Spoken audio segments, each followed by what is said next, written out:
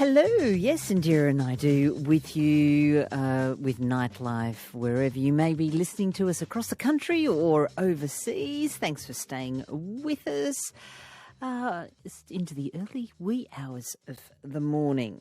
All right, well, at this time on a Sunday night, we take you somewhere overseas, and now we are crossing to Africa, where it's been just over a year since the Ethiopian government launched what it called a law enforcement operation to drive the Tigrayan People's Liberation Front, known as the TPLF, from its stronghold in Ethiopia's northern Tigray region. Now, the TPLF, along with a number of other rebel groups, is now engaged in open rebellion against the Ethiopian government, which it accuses of persecuting Tigrayans and engaging in ethnic violence. Now, the expanding dimensions of the conflict were made clear in November the 5th when 9 other Ethiopian opposition groups announced a formal alliance dedicated to totally dismantling the existing government, either by force or by negotiation. Well, the conflict is causing great suffering for combatants and civilians alike. Over 5 million people in Tigray are in need of food aid, along with hundreds of thousands more in the Amhara and the Afar regions. More than 2 million people have already been displaced by fighting, and it's estimated at least 100,000 soldiers have died on the Ethiopian side alone. Well, Australian nurse Valerie Browning lives in the Afar region of Ethiopia and has done so for nearly 3.5 decades. She co-founded the Afar Pastoralist Development Association, aiming to provide agricultural, education and health services. And for her hard work, Valerie was awarded an Order of Australia in 1999 for service to international humanitarian aid through promoting health and literacy programs in the Horn of Africa. And she joins us now from the Afar region in Ethiopia. Valerie, hello, and thanks for being there. Well, thank you for having me. It's a pleasure. Delightful to talk to us, because I know it's the changing circumstances around you. So thank you very much. Now, before we discuss, though, the ongoing fighting, can you tell us first what took you to Ethiopia all those years ago in the 80s and to choose to actually stay there and live there? Well, I actually went in the 70s. I went in the first known famine, 1973, 74, and I was accompanying a very good friend who we're still friends with. She lives in Sydney and we're still friends, because I thought she was being foolish, going to Ethiopia, a lion Maitita. I was 22 and we were very naive. It was certainly long before the situation where you've got all this information coming through the internet and everything. So we knew nothing. We went there for 3 months. We stayed for 6 months. We saw the end of the Haile Selassie regime, which was toppled in 1974. Yeah. And we worked, interestingly, we were sent over the escarpment of the Ethiopian highlands down into the lowlands to the Afar region. That's the first time I was there with the Afar. And years later, I came back again to stay with the Afar. But in the meantime, I was overrun in my brain with the fact that people starved to death. I was a nurse in Sydney in the now demolished Royal Alexandra Children's Hospital in Camperdown. Yeah. And basically, I couldn't believe it. I mean, on every street corner of Sydney, you've got ice cream shops, you've got everything shops, and people would have eaten the leg of a chair to stay alive. They've eaten their donkey, they've eaten everything else. But yeah, we were daily in this terrible, terrible camp where these people were starving, dragging out dying people. And I didn't know at the age of 22, so naive, that this actually happened. And it's the injustice of that drives me on, I guess. Yeah. There must have been such a strong connection you made to have stayed for all these decades, because it has continued to be such a difficult place to live and work in. It has. The Horn hasn't known peace any of the time I've been there. And actually, I threw myself into, well, I came back to Australia after the 6 months, very bewildered, really didn't settle in Australia, tried, and then somebody decided, who'd met me previously in Ethiopia, that I could run a refugee camp clinic in Sudan, where people were going from the communist war or the Derg war, from Eritrea, which was then part of Ethiopia, into Sudan. And so I didn't want to go. I thought, no, I'm just trying to be settled in Australia. Again, I went. I stayed two years in Sudan running a clinic. I met the now president of Eritrea, and I worked and walked with him through all the war areas. I learned a lot, but I was also pushing back my own naivety because I had no understanding really at all. And then over the time, I've always tried to see how the unspoken voice can be spoken up, how people in need can be heard. And basically, I was driven to go back again and back again. Eventually, I married somebody from the Horn of Africa. He happens to be Afar, and that's why I'm in the Afar region, Right. no doubt. And I don't think I'll be leaving it. Here we have international COVID. We have all sorts of things. So, yeah. Yeah, well, I still have my contacts in Australia, though. yeah, well, I can understand if your husband's from the region, why you've continued to stay there. I'm talking to Australian nurse Valerie Browning, who lives in the Afar region of Ethiopia, about the outbreaks and conflicts that have just exploded in recent weeks. But we're just getting a little bit more background about how many decades and the work that she's been doing leading up to this period. So, Valerie, you set up this Afar Pastoralist Development Association. Can you tell me a little bit about the work that it does? Well, it was set up in 1994 when Afar were all but 100% illiterate. They'd never had a vaccine. Mothers just simply gave birth.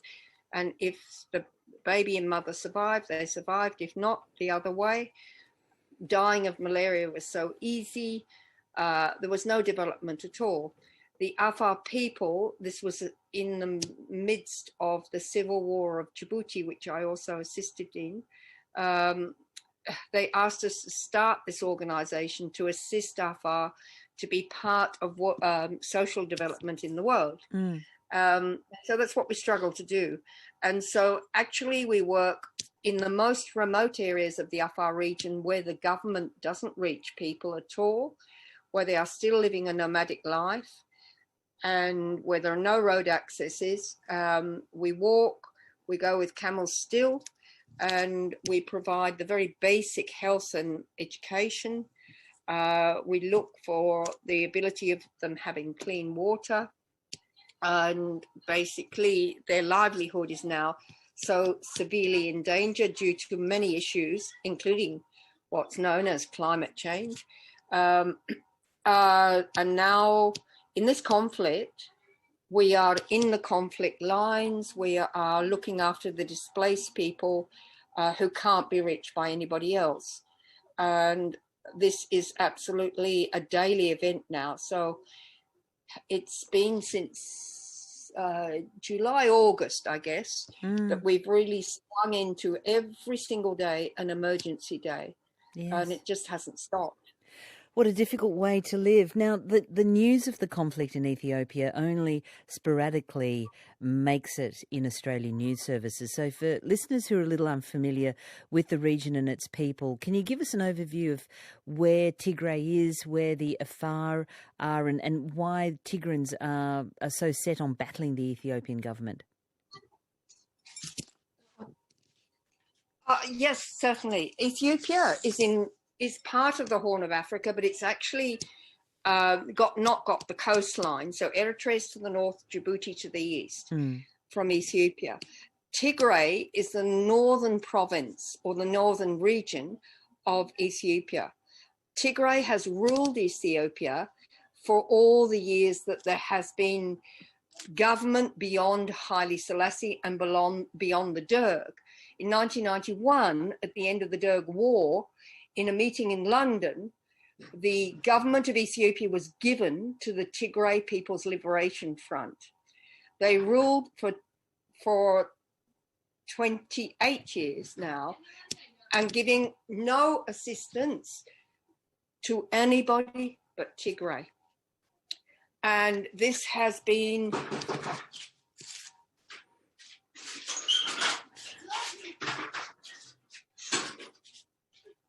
the disaster for Ethiopia. So Ethiopia has spent, the world hasn't recognized it, but we certainly have living here, 28 years, firstly under Meles Zenawi. He died in 2017 under totalitarian government. So it was not unlike Northern Korea. If you spoke, if you did anything, you were imprisoned. It was completely a government of not the people. Not once was the Meles Zenawi government elected. It had elections where they got 100%. The latest in 2010, 2015 was another one. And then actually, after the death of the Prime Minister, an appointed person, Gebre Selassie Desalegn, he actually resigned in November 2017, stating he could not hold Ethiopia together because the parts of Ethiopia were beginning to fight each other. The Ethiopian government in Addis then set about selecting a prime minister. They decided by majority to select a non-Tigrayan. And this non-Tigrayan has asked, he came into power in April 2018, and from his time of coming into power, he has been extremely idealistic. He's tried to say to Ethiopia, let us have free speech. Let us go together to be a nation. But this has not worked because of the terrible, terrible hatred that's been built up over the years between the different nationalities within Ethiopia. Right. Tigray, I believe, and it's quite clear, I think, wants to come back to power, but it wants to firstly smash Ethiopia as it is now. The federal government of Ethiopia is resisting very strongly, but might I say, absolutely unhelped by the world community, unhelped. At the beginning of this war, very strangely for us, in December of 2020, when the war broke out, TPLF did as nobody else. Are you still there, Valerie? No, I think we may have lost Valerie. She did say to us before we were on air that, of course, with the conflict carrying on around there, they've had intermittent Wi-Fi and media and mobile and telephone connections. So unfortunately, I think we may have lost her. We'll see if we can try to get her back. We've got her back, have we? Oh, I think she's back. Valerie, are you back with us? Very sorry. That's all right. I understand. You know what? It must be very difficult there. Our main electricity supply, so we've not had electricity now for 6 weeks. And so we run on generator, we run what we can. Yeah, it's extraordinary. I can't imagine how difficult it is. So I'm glad you're back with us. So you were just explaining that at the moment the Tigrayans, it looks like the government, they want to smash the government, basically. So this fighting now has gone on for a year. Have there been any moves towards peace? Well, the movements towards peace, I mean, it's like the Security Council is going to sanction Ethiopia. This is going to happen. This is going to happen. From the side of people living here, I think people are desperate that the world would allow Ethiopia to solve its own problems, you know. The move towards peace now is that the OAU is trying to make a settlement right now. I don't know how feasible this is going to be. I doubt it, because in the middle of this movement that the OAU, the Organization of African Unity, is organizing, the TPLF have pushed in very, very drastically into Afar region. We have a very long border, starting at the north in Eritrea, going for 1,000 kilometers down the east side of Tigray, the west side of Afar. Then we continue on down the Amhara border, which means approximately 2,000 kilometers of border, which is from the foothills of the Ethiopian highlands. The Tigray people control a lot of the foothills in Amhara region, just south of Afar, Tigray region. And they're pushing in daily and causing enormous devastation, enormous hardship to the Afar people. Their reason is that they could take the, if you like, the jugular vein of Ethiopia, which passes from the port of Djibouti on the Indian Ocean through Afar region down into the hinterland, down to Addis Ababa, into the hinterland of Ethiopia, with all forms of export, including fuel. So if they take that and they strangle Ethiopia, then in a sense, they've won in a physical sense. But the enormous, every single day, I mean, I spent yesterday out with displaced people and knowing and seeing of all their infrastructure completely smashed, every possibility, health facilities, water facilities, education, schools, everything gone. And even the simple houses, the nomadic houses that the Afar have, they burnt them. If they couldn't burn them, then they stood on top of them till they could smash this portable house, ripped off the mats from the side and slept on them. And so there is such, I mean, in our side in Afar, there's enormous destruction.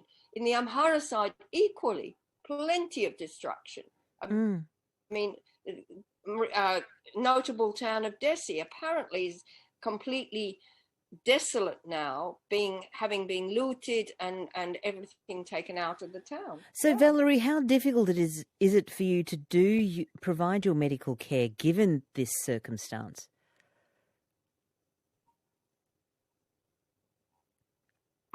Well, we are fortunate to be having a system where we have local people who are trained as health workers, and they are walking through the displaced people daily. So yesterday I picked up reports. Tomorrow I should get more if I can get phone connections. And every place where there's fighting, wherever there is displaced people, we're doing nutrition screening. We're seeing, and the nutrition up extraordinarily. We're checking for any form of disease outbreaks. They've got very simple medications. They're helping people with that. And as far as we can, we're trying to get in shelter for them. Right now, we're heading for what we describe as our winter. Maybe you wouldn't describe it as winter, but I mean, they've nothing. They've only the clothes on the back. So they need blankets. They need these mattings back on their houses again, and so on. I mean, they're living under a tree. They're living in freezing at night. It is cold. It is cold. Yeah. So at the end, many diseases of diarrhea, pneumonia are coming. Terrible situation. And Valerie, you and your colleagues, how close are you to the fighting? Are you in any direct danger yourself?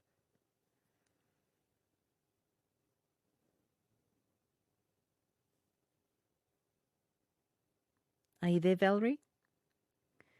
No, it looks like we may have lost Valerie. Valerie Browning is an Australian nurse and a co-founder of the Afar Pastoralist Development Association. We've been talking to her about the worsening situation in Ethiopia, and she has been telling us that the generator has been kicking in and out, and that's been affecting their Wi-Fi and their telephone lines, and she wasn't sure whether she could stay with us or not. So it does look like we have lost Valerie, unfortunately. But what an extraordinary, very important work that Valerie and her medical colleagues are doing in Ethiopia, in the Afar region. So that nursing work that she is a co-founder of the Afar Pastoralist Development Association. So we wish her very well, as it looks like the conflict is heightening, unfortunately.